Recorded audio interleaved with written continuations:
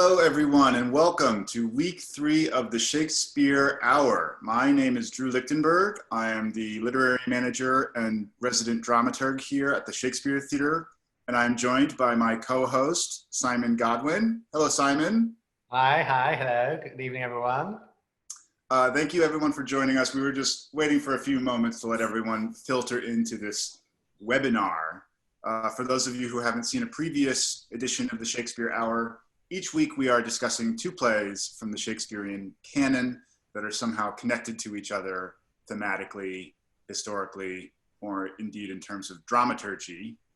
And this week's theme is Age and Ambition, and the 2 plays we are discussing are King Lear and Macbeth.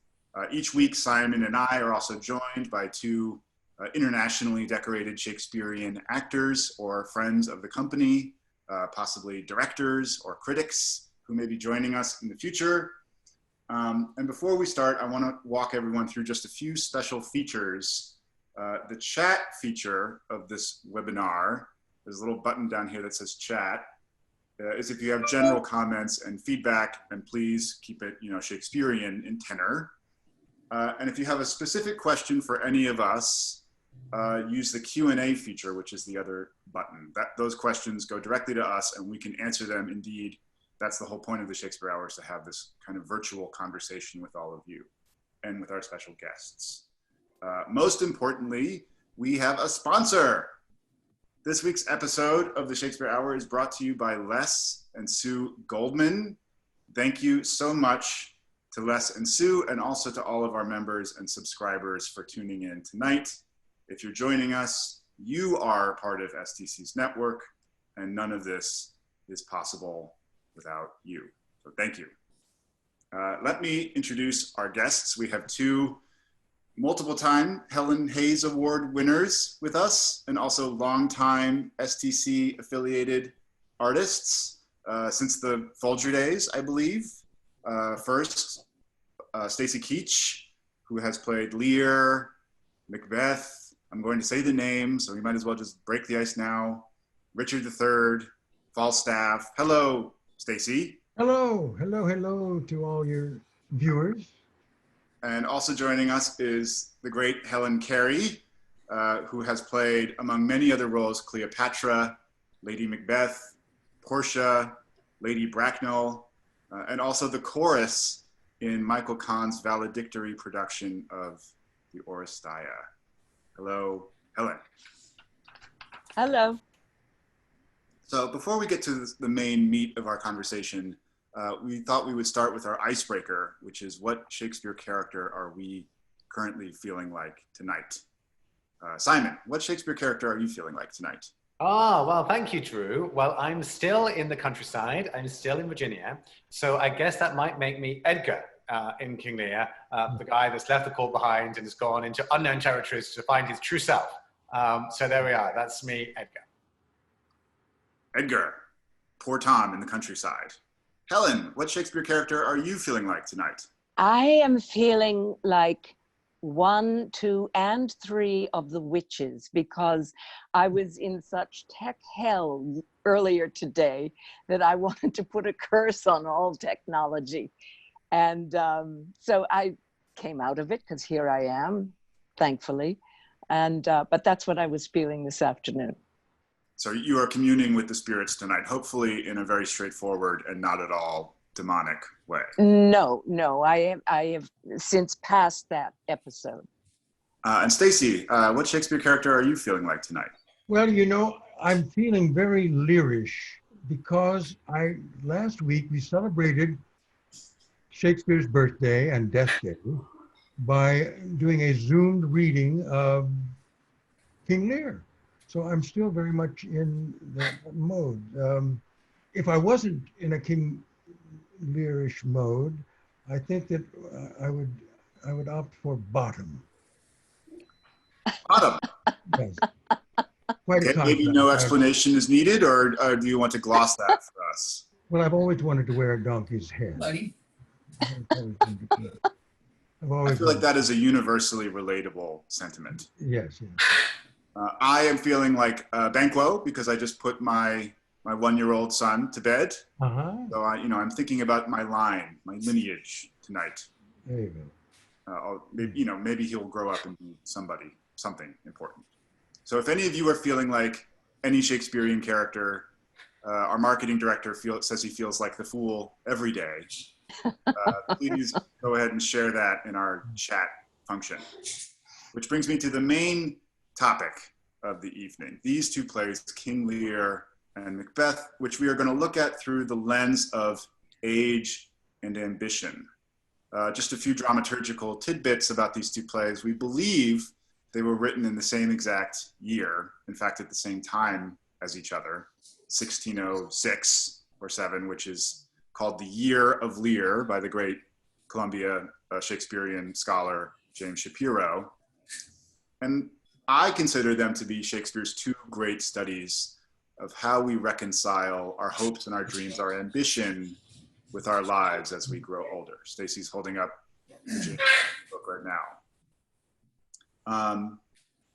So that is the question of the night. How does Shakespeare dramatize the conflict between age and ambition in these two plays?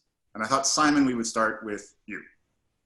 Wow, thank you so much, Drew. And well, yes, I'm here, still in. I'm actually in the Rectortown Methodist Church Hall, which has got terrific internet here in the countryside. So my thanks to the church. Yes, it's always a challenging thing to begin these huge questions. I mean, they are remarkable plays, and I feel a little bit like being back at Cambridge University, where every week I had to present my essay at the Director of Studies and be grilled on my knowledge of these plays. So I'm hoping they'll have some penetrating questions from our community out there this evening. I should also say that I have never directed Macbeth or King Lear. These are two very new plays to me. Although I sadly have not seen Helen Pace's performances, but I did see, when I was growing up, Robert Stevens play King Lear at Stratford-upon-Avon. Of course, he was married to Maggie Smith and a wonderful actor, and he was an incredible King Lear. And as I've been thinking about the play, memory has really stayed with me. And equally, I've not yet seen an extraordinary Macbeth. So that feels nicely open for discoveries. But let me start then with this question of age and ambition and how they relate. Well, I have a simple hypothesis. I'm going to try and talk for 2 or 3 minutes about my way into these plays. And I guess it's that Macbeth is ambitious and King Lear is not ambitious enough. And that Macbeth's ambition, in some sense, causes him to do something remarkable to time, in that his ambition becomes the enemy to conscience. He's running, the clock gets quicker and quicker and quicker. And the fact that he's speeding up all his decisions mean that he gives himself no room to think. And maybe in some way, he's trying to outrun time. He doesn't want to get old. And so he thinks his ambition is going to somehow prevent him from facing his own mortality. So a moment that's come to me as I was reading it was how an example of this is when Macbeth, at the beginning of the play, you'll remember, meets the 3 witches that prophesy that he's going to become the king. And he sends letters to his wife, and he comes home, and Lady Macbeth greets him with these lines: "Thy letters have transported me beyond the ignorant present, and I feel now the future in the instant." Early on in the play, time has telescoped, and Macbeth will say, only a short time later, "I have no spur to prick the side of my intent, only vaulting ambition." I'm going to refer to my notes here. So this line relates to this strong feeling of energy and acceleration. And even, he says, another moment shortly after that, when he's trying to outrun the pauser, reason. And this line, for me, sums up the whole play. The pauser is that which gives us pause. Conscience, reflection, reason, judgment. It's the very thing that Macbeth is trying to outrun. And the play keeps accelerating like a thrown knife. There is no pause for thought. And the other thing about hurrying in Shakespeare is that velocity is the enemy not only to the good, but also to self-awareness. And Macbeth even notices the irony of this when he says, "To know my deed," referring to his murderous acts, 'twere best not to know myself. Now, in contrast, Macbeth wants to be king. King Lear does not want to be king. And King Lear begins the play, in fact, by, of course, we'll remember, dividing up his kingdom between his 3 daughters. And he says, "'Tis our fast intent to shake all cares and business from our age, conferring them on younger strengths, while we, unburdened, crawl toward death." Which is an extraordinary beginning for a play, that the King of England speaks as if like a wounded animal or child trying to scurry away to their grave. And of course, Shakespeare knows that human beings find a vacuum extremely problematic.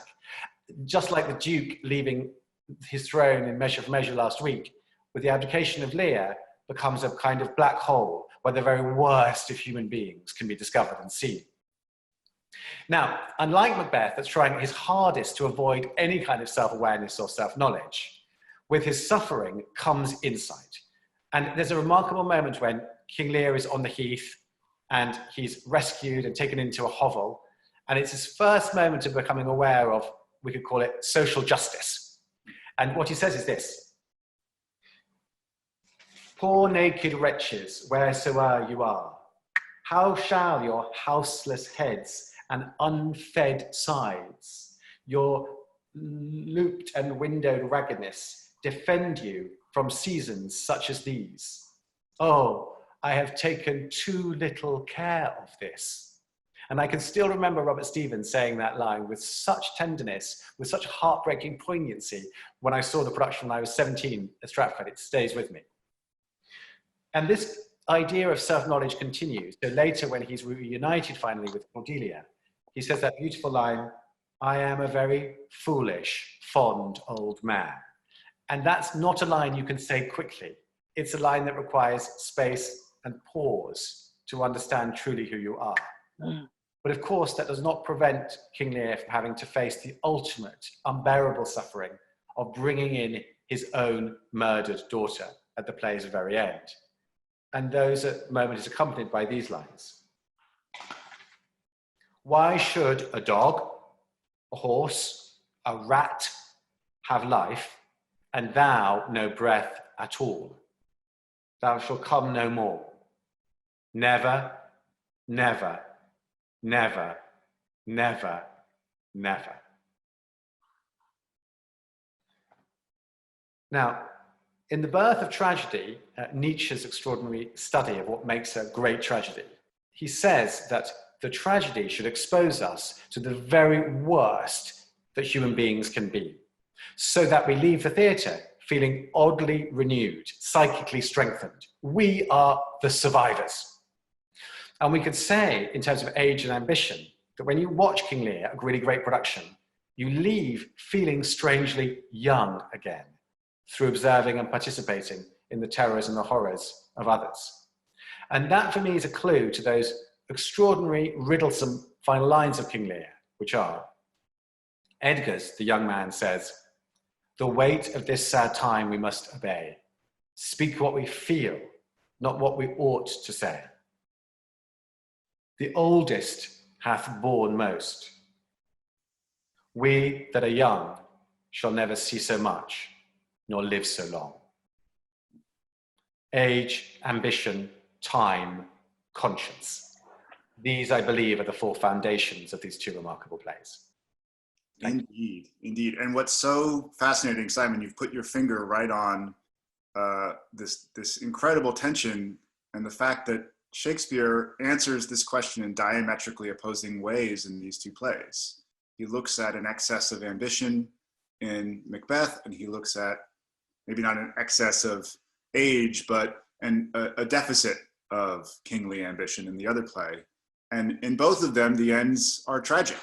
Yes. So it's a suggestion that Shakespeare himself is thinking this problem out and does not understand the solution, because, you know, Macbeth comes to the opposite recognition as Lear. She should have died hereafter. There would have been a time for such a word. Lear reckons with the death of Cordelia, and Macbeth doesn't want to hear about it. Which brings me to to you, Helen, a famous STC Lady Macbeth? Oh, don't do that to me.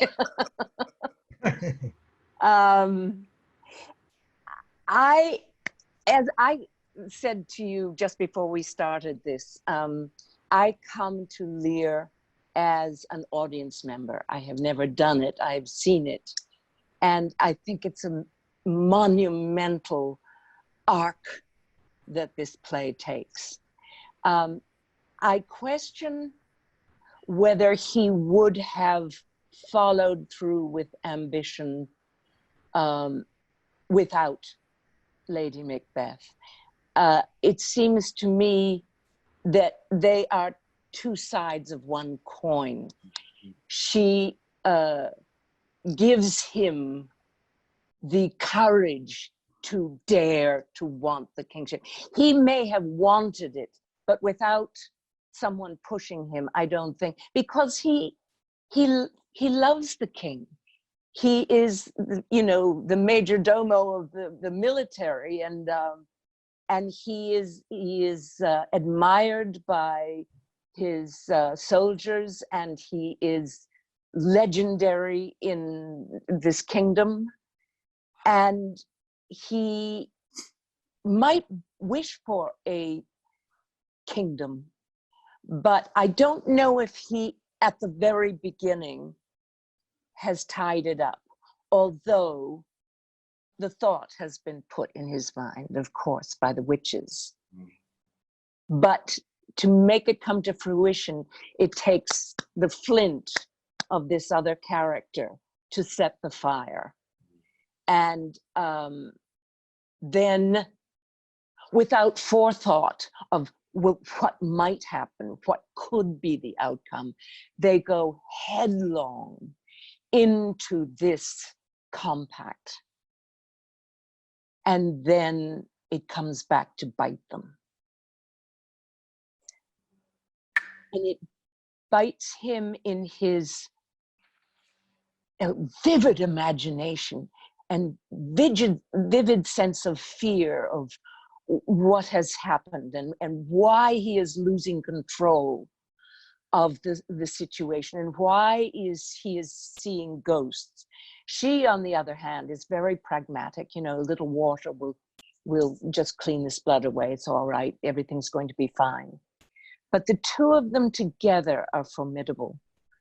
And that ambition, they both realize, he in his waking moments and she in her descent into nightmares, have their comeuppance at the end of the play. But you feel for them both because they have realized something too late, but they have realized it. And as with so many things in life, we don't want to lose control of the situation. We sometimes leap ahead of the what ifs. What if this could happen? What if that? And you find yourself in a quandary or down a black hole that you don't know how you got there. So, you know, but what I imagined as I was reading it again was being in one of the first audiences for the play. And you go in and you think, well, this is about King Lear. This is a king. This is going to be a wonderful thing about kingliness and so on. And you're immediately faced with the dissolution of a family within a couple of pages. It goes absolutely awry. And it's all because he's got this idea that he's going to have a public spectacle where he announces, he's been thinking about this, and he announces that he's going to divide his kingdom to his 3 daughters. And I think for the public's sake, he kind of demurs and says, because it's my time and the younger generation is to take over, and I wish to just totter away. I think he does it because he wants to get credit for being beloved by his family. And he asked the three of them to say, this is the caveat of who gets which parcel of land, how much they love him. And of course, Goneril tells him how wonderful he is, and he's better than life itself. And Regan sort of echoes that and says that she says that something about the enemy of joy in anybody else. In other words, I would put you before my husband, my children's. You are the be all and end all of this. And it comes to Cordelia, and he says, well, you know, how do you think of me? What can you say so that you could perhaps earn the greatest parcel of land? And she says nothing. She says absolutely nothing.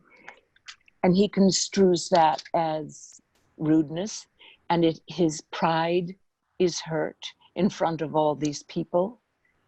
And he makes a very rash decision to disinherit her, because he thinks of it as cruel and rude to one's elders, particularly one's father, one's king. And in a flash, he disinherits her, he banishes Kent, and now he has exposed himself to the folly of the people that are left, the ambitious and the ruthless people that are there, without the two most loving people that would give him truth to power. No one else would do this. So he opens himself. He opens himself to folly. And it's one of the motifs that appears in both plays, which is that the deed, once done, is not take-backable. You can't, yes. There's no take-backs in life. Once you have exposed yourself, once you have exercised your power, you actually look weaker for having done so. There's so many things in your answer that are really fascinating. And I think you put your finger on, you know, Simon identified time in the plays, and you've identified these family relationships, which are so crucial. And in both plays, they're kind of unbalanced. The Macbeths have an excess of investment in each other, right? They're so focused in each other to the point where their dreams become this perversion. Mm-hmm. And Lear is so invested in his daughters and in their opinion of him that he reacts sort of terribly. It's also interesting that both plays have this fairy tale structure where they begin with a scene where a man is told things by three women and he interprets them in a disastrously bad way. It's almost like Shakespeare's taking the dramaturgy of Midsummer Night's Dream and twisting it into this dark nightmare tragedy. Because King Lear was a fairy tale, and Edgar marries Cordelia in the original version of the story.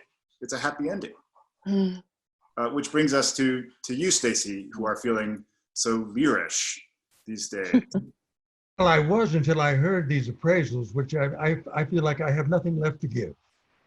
I'm just joking.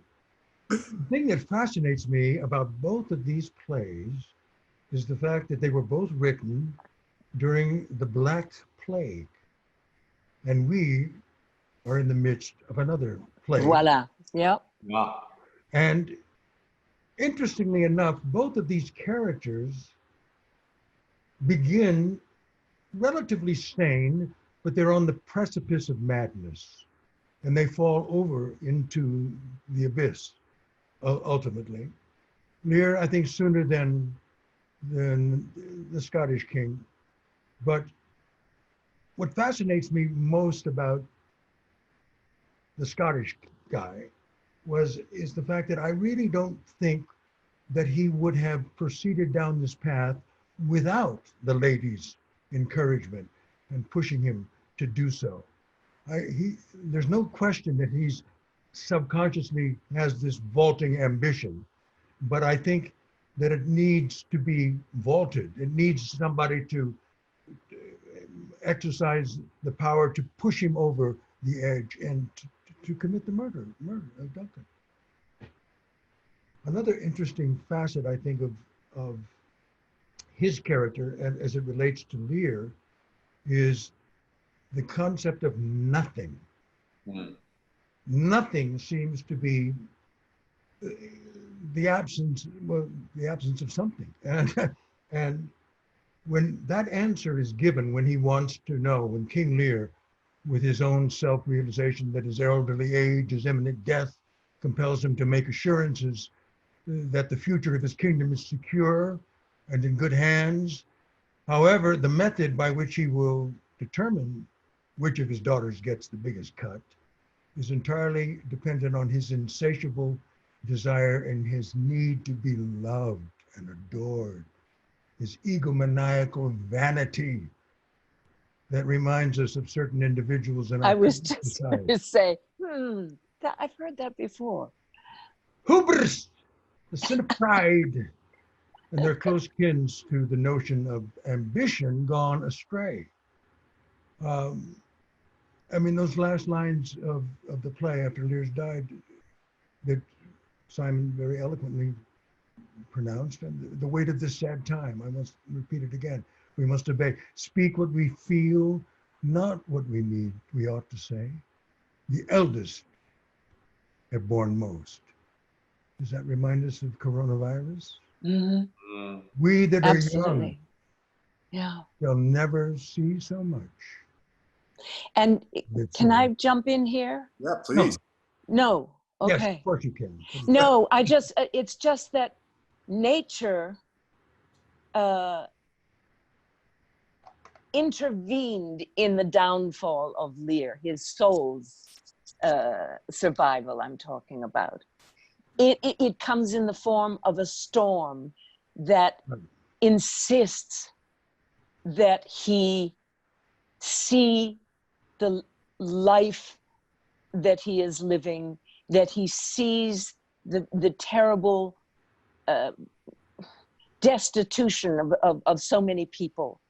And he develops a sense of empathy, which is pretty much his salvation, isn't it? The other play, it's more supernatural. How that ends. So there's one, nature is very much a part of Lear's spiritual salvation. Anyway, I'll back off. Yet, Helen, the same thing happens in the Scottish play, yes, which is nature rebelling against the plans of humanity. You have Birnam Wood come to Dunsinane. That's right. The plunging of Scotland into a perpetual night after the murder of Duncan. There are all these scenes that are so often cut from performance where they talk about horses eating each other and strange omens and things that befit a plague descending upon the land, as if nature itself is offended at what mankind has done. Drew, I'd like to come in too, but I'd love to hear Stacey to finish off. I think some great questions are coming in from our audience. So let's hear from Stacey and then from our audience. We have a very, very eloquent question. But before we have the question, maybe we should just let Stacey finish. I don't know whether Stacey's finished. Sorry. Stacey, what thought were you in the middle of when? I can't remember. You interrupted. Oh, we can't lost forever. Oh, lost forever. No, but I was again I was taken with the similarity with this whole nihilistic landscape that was created by the plague, and now here we are again. You know, I mean,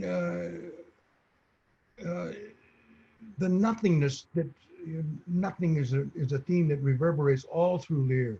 Nothing will come of nothing, and he repeats it with the fool. And then, I mean, I think one of the great speeches of all time is tomorrow and tomorrow and tomorrow. It creeps in this petty pace from day to day to the last several of recorded time. And all our yesterdays have lighted fools the way to dusty death. Out! Out, brief candle.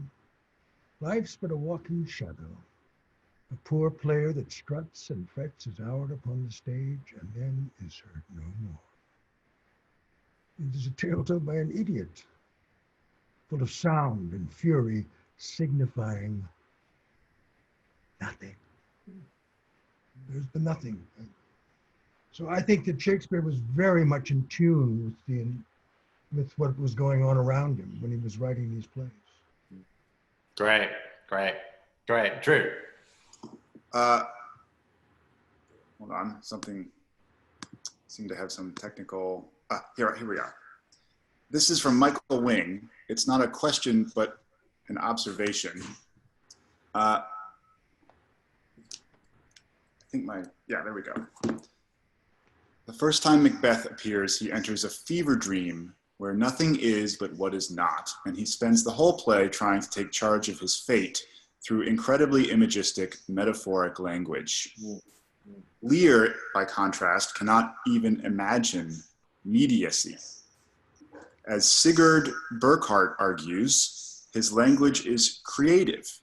They cannot touch him for coining. He is the king himself. His word does not describe, it creates by virtue of its utterance.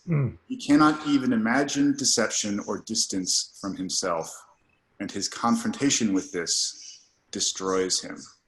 Wow. Great. Deep. Really great. Wonderful. Very deep. Yes. Very. Two more questions and then we'll take a quick break. From James Carr and Debbie Vivari, and they're both about the Scottish play. James asks, what do you believe motivated Lady Macbeth to spur him to action? Was she trying to make up for their lack of children? Was this the best way of her demonstrating love for her husband? Or was her ambition a product of her own ambition? Debbie asks, who is the protagonist in the Scottish play? Doesn't it start out being Lady Mac, and he only emerges when she recedes after the murder? They seem to be two halves of one whole. Well, maybe I could just, I think that's a great point. Maybe I could just kick off a little, and then I know we've got 5 minutes or whatever before we have a second half break, whatever. But thank you. I would like to say one thing that I've observed in performances, and I don't know, Helen and Stacey, how you managed this when you were performing it, but I feel like sometimes Macbeth and his wife both seem a bit depressed from the beginning. i.e. that I think we've got to feel like they're both excited about their potential future as the king and queen, rather than somehow fated to a rather sad ending. And I think that's maybe a challenge when we do these plays so often, we all know the ending, but to play them without knowing the ending. So I feel like Lady Macbeth, yes, I'm sure is very excited about the status, the privileges, the power, the money, the home, the servants that she will get through this role. And I'm sure there is a kind of erotic energy between them both that propels them to the pleasure of this potential outcome. Of course, the question of the child is very interesting.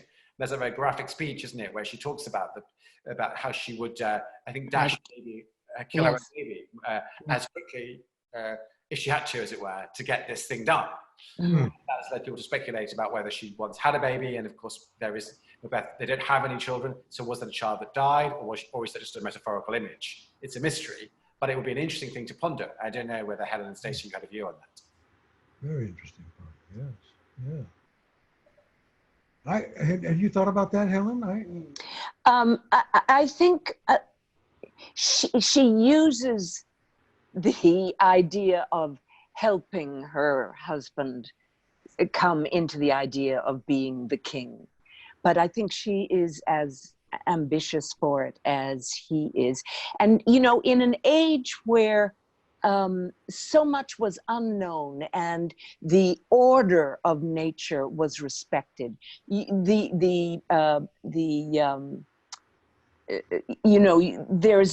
to usurp the crown is a sin against nature. This is not supposed to be what one does. And of course, in the gunpowder situation, there were echoes of this in the play, that you don't mess with divine right of kings. What happens to you. But in spite of the fact that she lives in that age, she hurtles into the arms of evil with her eyes wide open, which I find is kind of a frightening thought. And she convinces her husband to do the same, to go along with it. So that's why I think it takes the two of them. But they have never once said, but what if this, what if that, until the problems start mounting up, you know? What if we should fail? Yeah, we fail. Yeah. Yeah. Well, and she says, That's the "Screw big your if. courage to the Courage to the sticking place, and we'll not fail. I mean, that sounds like a somewhat erotic line. No.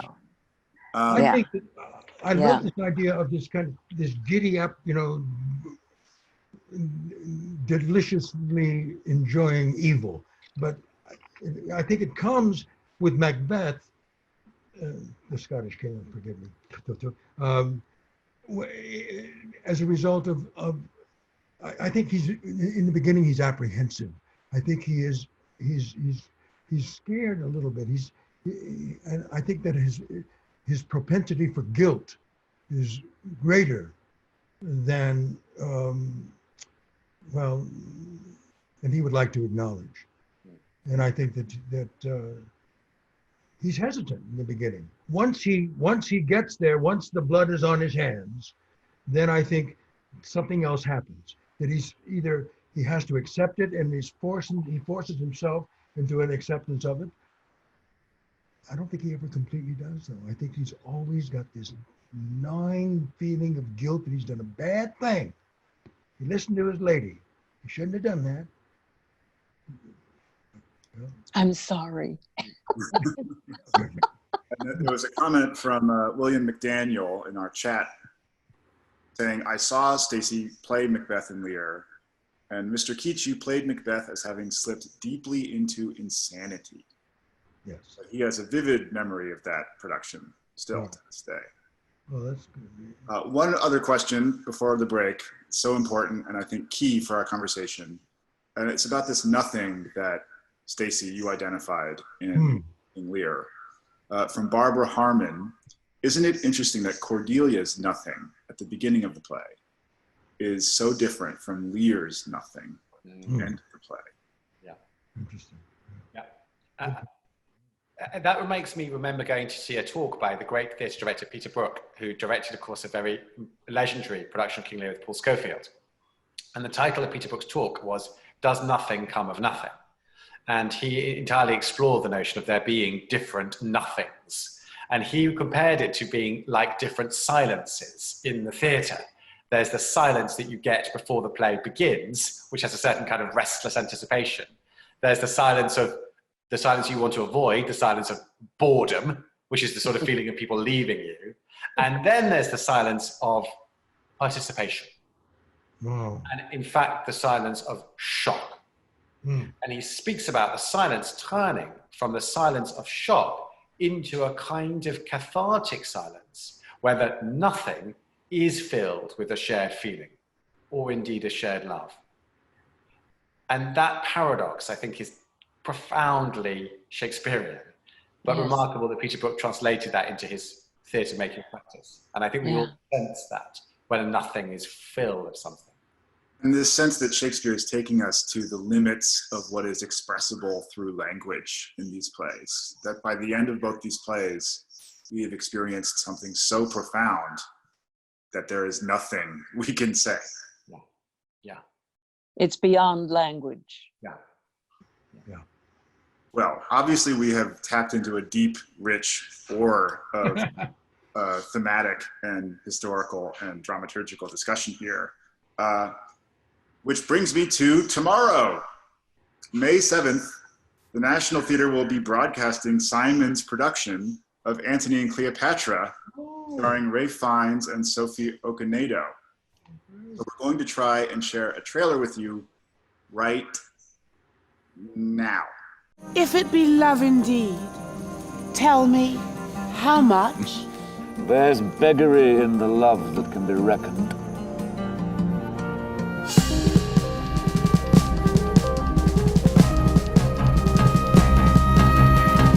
calls me boy, and chides as he had power to beat me out of Egypt. Sink Rome, and let their tongues rot that speak against us.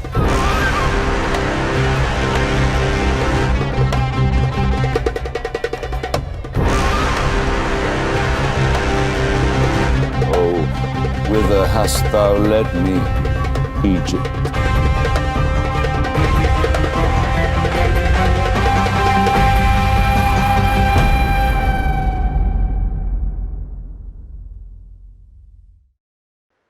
Great, great. That production will be available to stream starting tomorrow, May 7th until May 14th at the National Theatre's YouTube page. So it looks amazing. I remember Michael Kahn coming back from London where he saw it and said, the set. Simon, you also have a word to share about the Phoenix Fund, an update. Wow, thank you. Well, thank you, Stacey and Helen, for your kind responses to the trailer. Whenever I see that trailer, it always makes my heart beat quite fast because it reminds me just how incredibly stressful and exhilarating and wonderful directing that play was, all 40 scenes of it. And of course, extraordinary themes of age and ambition in Antony and Cleopatra, which arguably is a remarkable study of those themes in action. Yeah. And of course, the couple. Well, Helen, of course, you played Cleopatra.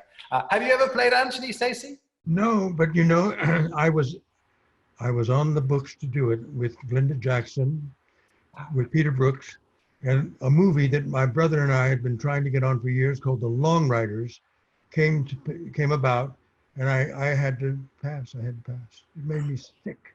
Oh no! Well, there's still time, Stacey. I know. Well, Stacey, did you not play? Sorry, this is not Shakespeare related, but didn't you play Jesse and Bill James in that movie? I played Frank. Frank. Yeah. But it was two brothers playing outlaw brothers. That's right. Wow, great. Okay, good. I've always wanted to play Enid Barbers. Oh, well, also, yes, brilliant. Well, so anyway, thank you. And I was just going to say to everybody, our viewers tonight are, of course, part of our extraordinary Shakespeare Theatre Company community. And we've had an amazing few weeks with the Phoenix Fund, one of Shakespeare's favourite symbols, which was a fund that we're using to raise money to support our staff and to make sure that our theatre is still going strong when the moment comes when we go back to doing real shows. And we have an amazing board member that's matching every dollar that people give to the Phoenix Fund. And our goal is $1 million. And the good news is we're not far off. Good. So, if you feel like you would like to make a donation, however small, 10, 50, 100, $500, it's all matched by our incredible board member.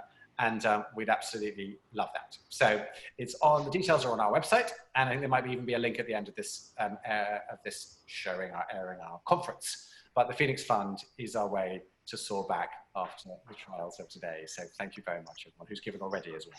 Thank you. Yes, please do go to the website and check out all those details. And one last announcement.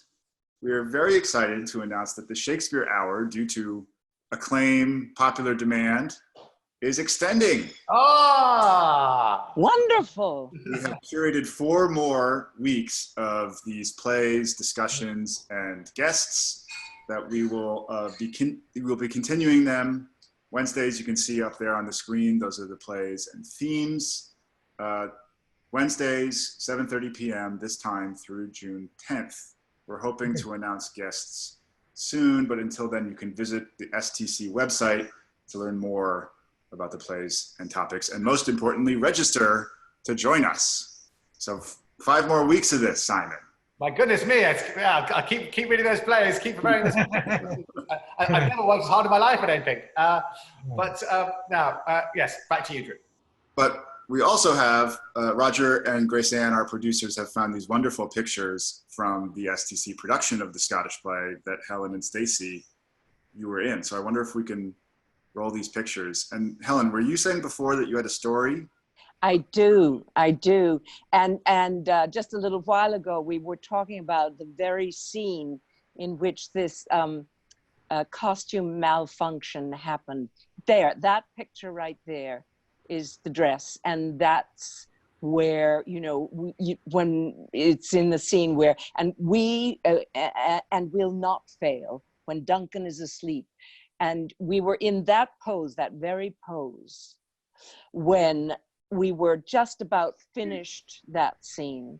And you can't see it in the picture, but Stacy had beautiful frogging on his costume, on the front of his costume. And the dress that I'm wearing there, which was the color of dried blood, was laced up the back. And as he got to bring forth men, children only, that speech, I could feel him. He had his arms around me, but he was wrestling with something. I thought, you know, what's going on? And I'm going, who dares receive it other, as we shall make our griefs and clamors roar upon his death? Well, I figured out that we were entangled. He in his buttons and me in my laces, and we could not separate. Oh, God. And so at the very end, there's the dress right there. At the very end of the scene, I just lifted my arm and wrapped it around the back of his head, and sort of like Torval and Dean. Do you remember the Olympic skaters? Torval and Dean. We went off stage together, glued together, and I think we fell down in a heap of laughter. Oh, I think it was just hilarious. But the panic of saying, how the hell are we going to get off stage? But we did. I was a wonderful moment. I cherish it, actually.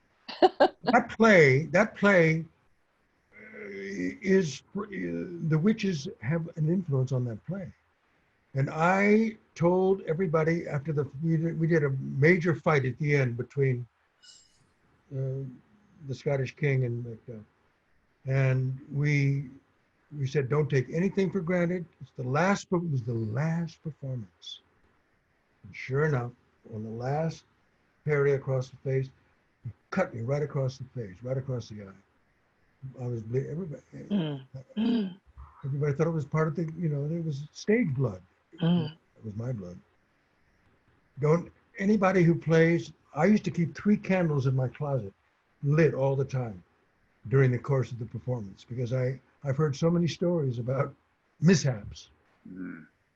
B. Iden Payne was directing, he literally at the Oregon Shakespeare Festival, and he fell into the trap while he was directing the play.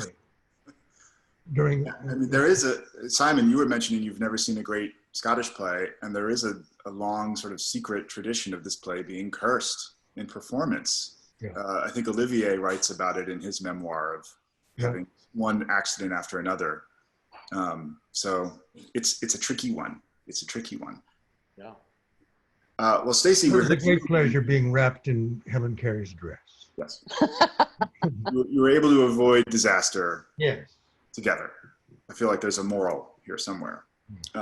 If only the Macbeths had paid attention. We heard, Stacey, you read Tomorrow and Tomorrow before the break. I wonder, Helen, if we have these questions that we'd love to get to, but I wonder if you've prepared any text that you can. I have. It's the text where she invokes the witches for the first time.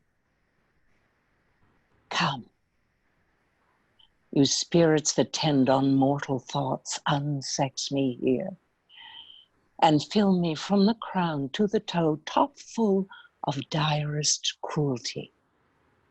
Make thick my blood, stop up the access and passage to remorse, that no compunctious visitings of nature shake my fell purpose, nor keep peace between the effect and it. Come to my woman's breasts and take my milk for gall, you murthering ministers, wherever in your sightless substances you wait on nature's mischief. Bravo. Wow. What so fascinates me about the Macbeths in this play is that they switch places. I think, Stacey, you were saying that he is conscience-stricken and feels guilty before the murder, and that something snaps in him. Whereas Lady Macbeth, Helen, you were saying that she is urging the necessity of doing the deed, and then she is sleepless and having nightmares and conscience-stricken at the end of the film. They completely change characters, almost. And what you're describing in that speech is her transforming into something other than woman. She wishes to be transformed, and she is, only in a way that she is. She is. But I think, go ahead. Well, I was just saying that I think that we've spoken a lot tonight about how nothing is stable in these plays, and how nothing is something, and something is nothing, and a man is a woman, and a woman is a man, and all these things are made upside down. And I noticed that Abby Lowell has shared a question about, is in fact the fool one of the great parts of the Shakespearean canon? And I was just led me to think that, yeah, even the fool is also the wise man in King Lear. Even the fool, in some senses, even on the heath, becomes the king. That literally nothing is stable. And maybe, Stacey, that speaks back to your point that you started with about we have such access to these plays now because we are in a time of things being reversed, of things being totally uncertain. Everything is opposite to what we know it to be. And I find it fascinating that Shakespeare was writing about that unbelievably tragic experience of losing so many people to this plague, which of course, at least we have science sort of on our side, whereas for them, it must have just been unimaginably shocking with no one really understanding what it was. Maybe even, many people I'm sure would have assumed it was a curse from God. So it's unsurprising, I guess, that these plays are so filled with imagery of nature becoming destructive, becoming apocalyptic, becoming a nightmare. I'm sure folks were actually thinking that the world was coming to an end. And the notion of horses eating horses, as they talk about in Macbeth, was a very, very strong image and not a metaphor. And I suppose it also relates a little bit to the fact that we worry about the play even now, Macbeth, that there's so much terror in the play. I mean, let's remember that King James I had written a book called Demonology. The new king was himself a believer, an absolute believer in witchcraft. So, and we think he was there at the very first performance of Macbeth. So it's as if all of those nightmares and fear and terror and superstition is kept like a little parcel in the play. That's a little play still remains, which makes it such an exciting but frightening object to a box to open again. It's so interesting that Lear has Cordelia and the Fool and Kent all telling him things, telling him the truth, telling him things he should be listening to, and he ignores them. And Macbeth is completely alone. He's isolated from anyone by the end of the play. I mean, he has Seton, his assistant, who says barely a word. But there's also an interesting moment. I was scanning the text looking for a moment of self-awareness from Macbeth towards the end. And he does say that on the subject of age, he says, and that which should accompany old age as honor, love, obedience, troops of friends, I must not look to have. And I think it's a very poignant line, because even in the midst of all the horror and the murder he's committed, it's a ray of a brief sunshine or tenderness when he's able to reflect on that which he's lost. When you strip away all the trappings, all the beauty, all the, clothes, the vacations, the status symbols, you really need to go back to what is essential in human intercourse. Yes, that's right, Helen. And it's a question that's as present as now as ever, always, right now, for everybody listening. What is your life for? Who are you? What do you value? What are you living for? And they're unanswerable questions, of course. Yet by being close to them, they do give us a kind of energy. We have a bunch of questions that I want to answer before the Shakespeare hour is over for the week. Maureen McMurphy asks a technical question. Why does Shakespeare abandon iambic pentameter for rhyming couplets with the witches? What does that symbolize? And I'll just point out that he uses the same verse scheme as he does for Puck in Midsummer Night's Dream. Rhymed, trochaic, tetrameter. Wow, well done. Ooh. That's too academic for me. But it has that kind of limericky, if we shadows have offended, think but this and all is mended.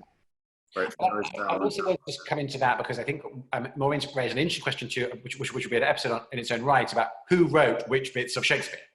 And we think increasingly, more and more research is saying that parts of Macbeth were written by Middleton, Right. who was a younger, more kind of radical playwright in a way. And we feel like they were very successful, the Witches bits, and that actually Middleton added a bit more to them as the play got more and more performed in their age. But that, but I'm sure that when Middleton wrote the Witches in those rhyming couplets, they were a kind of rap.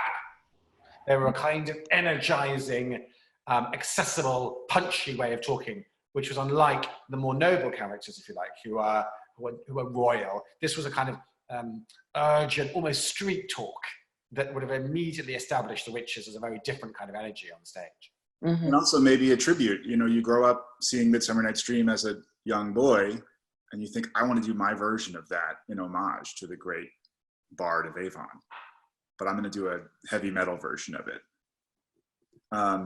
Mary Hardiman asks, if you could create a different ending, what would it be, and would it be as powerful as what Shakespeare imagined? She does not specify which play. I can't imagine a more powerful ending. As he's carried in the arms. The original King Lear, of course, had a happy ending. Yeah. Yeah. Right, so just imagine being in the first audience for Shakespeare's King Lear and thinking, oh, it's bad in Act 4, but it's going to resolve itself. It's going to be okay. Yeah. And I think we can't They dwell on revived that in the 18th century as well. Sorry. exactly that. I think that's so key and so fascinating that Shakespeare read all the source material, all those legends and references to this story, and it was only he that decided that Cordelia should die at the end. It was and Samuel Johnson in the 18th century couldn't bear the last scene, and as you say, Stacey, it was changed a lot for many centuries afterwards because people found it too much. And yet, it's that feeling of descent into the absolute nihilism that peculiarly gives us renewed hope. Yeah. That we have to go to zero. Not as bad. Yeah, where there is no more. You're better off.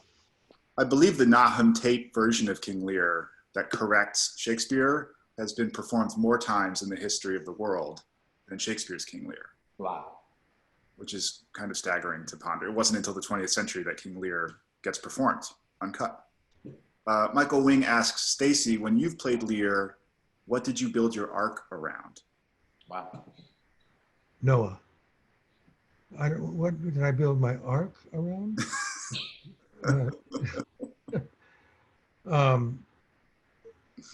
It's very difficult. I don't quite understand the question, but for me, he was my models were John Huston and Ernest Hemingway. Anyway. Yeah, wow. Those are fairly mighty arcs to follow. Great characters. Yeah, I'm thinking of a version of Lear set in Hemingway's, Spain or France, which would be interesting. Molly Barnes asks, or really has a comment, to build on Simon's observation of Macbeth as a cautionary tale of blind ambition and King Lear as a hindsight illuminating lamentation of too little.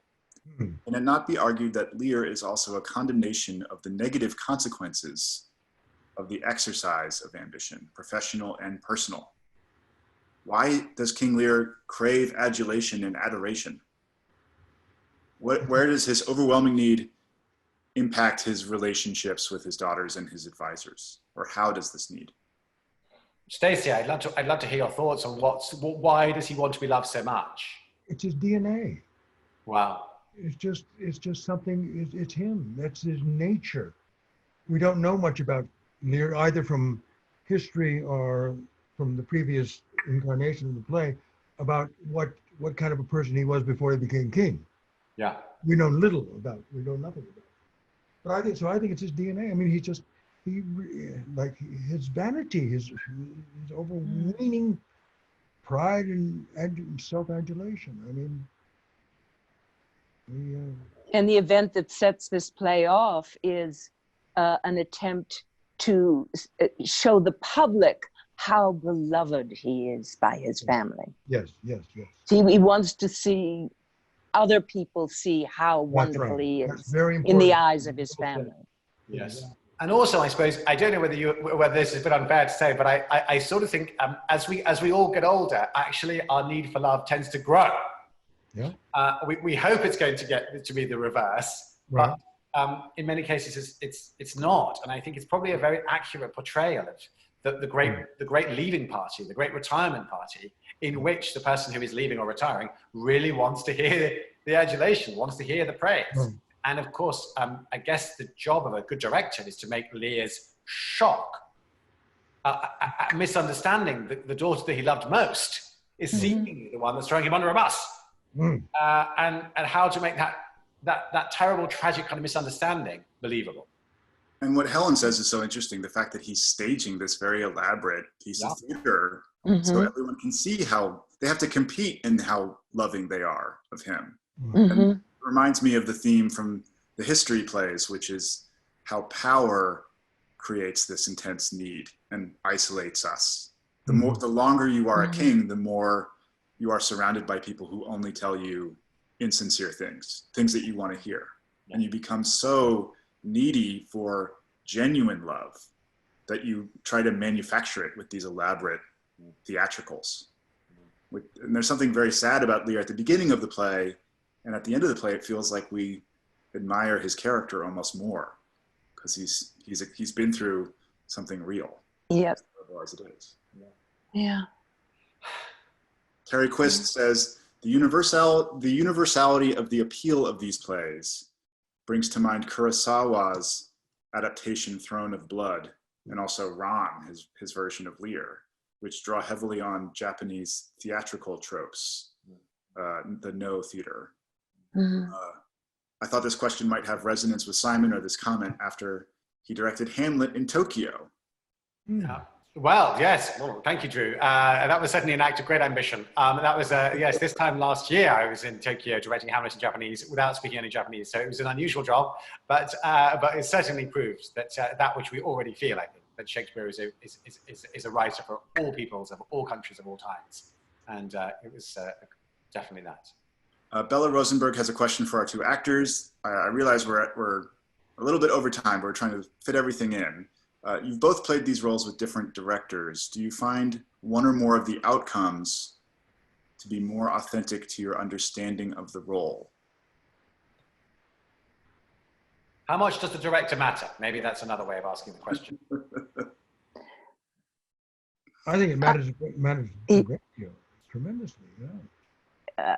I mean, I think I'll just tell a quick story about Robert Falls. When I was asked to do Lear, I had always imagined my doing Lear on a Stonehenge on a revolve. You know, I mean, and he said, "Oh no, we're going to do this. We're going to do a modern version.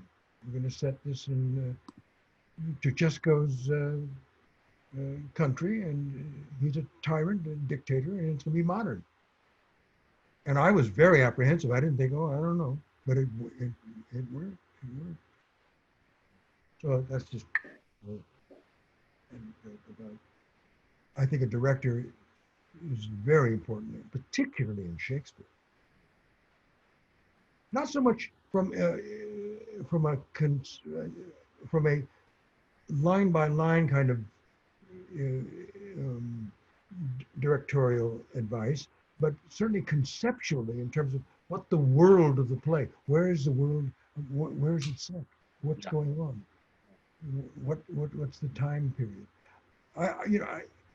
I sometimes get very stuffy and very upset with, I don't know if I want to see another Western production of Taming of the Shrew. Well, I'll remember that, Stacey. I'll keep that in mind before I invite you to be part of that one. Helen, do you want to say anything on the importance of the as I said at the beginning, I have not done a role in Lear, and I have only done one Macbeth, and it was just a joy to work with Stacey. It was wonderful, and thank you, darling. Joe Dowling was great too. Joe was good, and Ming Cho Lee did a beautiful set, and I had a couple of ideas. I love it when a director knows clearly what he would like to do, but is not threatened by an actor who'll say, can I just try something and see if it can fit in? And somewhere along the line, you might get good things out of both of those, you know, approaches to it. But you know, you grow when you have a director who just plants a seed and lets you run with it and enlarge it and so on. And that's the joy of it. It's just, and you just stay afloat on the poetry and the language and the ideas. And, you know, the last of her scenes is such an extraordinarily, for its time, I think. Simon, maybe you could speak to this, but I don't know whether you've ever had a painting of a person's life on a mirror that you drop, and all of a sudden, all you have are the shards of your past in no particular order, and they're all coming at you at the same time. And the only reason it changes from one to another is not because of logic. It's because the smell of the blood as the hand passes the face turns her from another aspect of her life. And they're changing without explanation or forethought. And they're just so exciting if you can bind them up in an engine that makes her go from one to another. Wow. And it was just thrilling to work on that. Wow. Well, Helen, what a great description of the best kind of rehearsal room. And I hope a little bit of the Shakespeare Hour in terms of many ideas coming at you from all directions. It's certainly exhilarating and exciting. And maybe on that note, Drew. One last comment I want to share from Bill Kane. He says that Hemingway called Shakespeare the undisputed heavyweight champion of all writers, and considered King Lear to be the greatest of all literary works. And I believe in that quote, he then says, but I can knock him out, right? It's this whole boxing metaphor that Hemingway has about writing. Well, what did we learn, Simon, from this discussion tonight? Oh my goodness. Well, I think we've returned to our notion that as Helen describes, the multifaceted mirror that is Shakespeare, that it can be shattered and put together in a million different ways, is why we do it. And I was also thinking about this idea of somebody saying that when you die, you don't die until the last person alive who loves you dies. And it actually makes me feel like Shakespeare won't die until the last person in the world who loves him dies. And I can't see that moment ever happening. And that's why he's still with us, why he still lives, and why these moments together are a celebration of the living spirit of William Shakespeare. So thank you. What a wonderful time with you people. Very nice. It was lovely. Thank you. Thank you all. Everyone, please join us next week for Hope and Rebirth. We will be talking about The Winter's Tale and The Tempest, speaking of love and living after the people who love you.